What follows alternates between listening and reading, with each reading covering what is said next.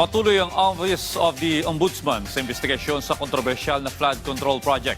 Habang nililinaw nila ng freeze order sa bank accounts at ari-arian ng mga umano'y sangkot ay preventive measure lamang.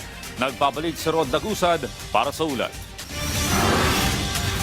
Itong tag-init, iinit. Ngayong tag-init, iinit. Sinasabi ko sa inyo. Ito ang binigyang diin ni Ombudsman Jesus Crispin Remulla pagdating sa pag-usad ng investigasyon patungkol sa isyu ng flood control projects. Anya, tuloy-tuloy ang kanilang pagtutok sa isyu. Kasabay nito, nilinaw ng Office of the Ombudsman na hindi ibig sabihin wala ng bisa ang freeze order sa mga bank accounts at mga ari-arian ng mga umano'y sangkot sa isyu ng flood control projects ay magkakaroon na ng kontrol muli ang mga ito dito. Paliwanag ni Assistant Ombudsman Miko Clavano, lahat ng mga ito ay may civil forfeiture case. Binigyang diin ni Clavano na mahalaga na mabawi ito ng pamahalaan. We hit them where it hurts. At yun yung pera nila na nakuha nila doon sa flood control. And we will not forget about that. Sa start ng civil forfeiture, mag-i-issue po ang korte ng asset preservation order. So, ibig ko sabihin yan, parang freeze order na rin yan. But for purposes ngayon, sa pag-forfeit na ng property or bank, mga laman ng bank account.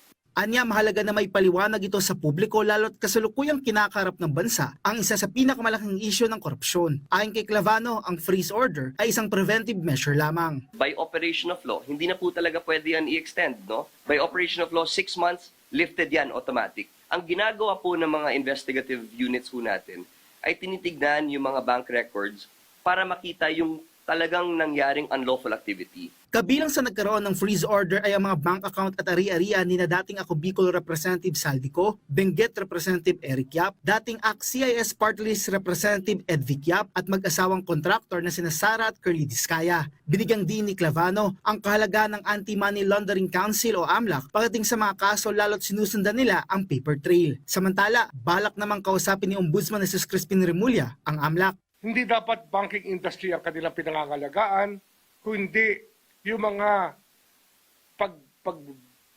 pag-violate ng batas ng mga kawani ng gobyerno. Kasi ang trabaho naman namin talaga, corruption, anti-corruption, di ba? And they are the necessary office, the office that gives us the most information. If they will not come up with it, then we have a problem as a country.